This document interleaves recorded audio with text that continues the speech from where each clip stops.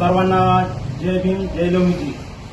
विधान परिषदेच्या निकालाच्या दिवशी मध्यरात्री सोपल साहेबांच्या बंगल्यावर जी घटना घडलेली आहे ती अत्यंत निंदनीय व निषेधीय आहे.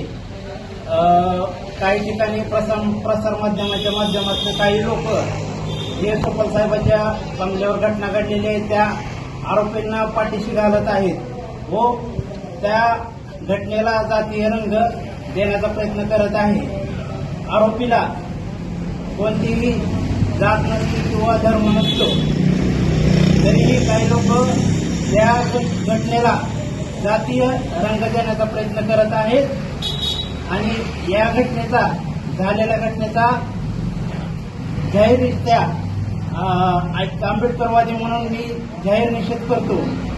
तसेच पोलीस प्रशासन व भारतीय राज्यघटना डॉक्टर बाबासाहेब आंबेडकरांनी लिहिलेल्या कायद्याचा त्याच्यावर आमचा पूर्ण विश्वास असून पोलीस यंत्रणा जो योग्य तपास करेल तो आम्हाला मान्य असून आरोपीवर कठोरात कठोर कारवाई व्हावी हीच आमची विनंती आहे.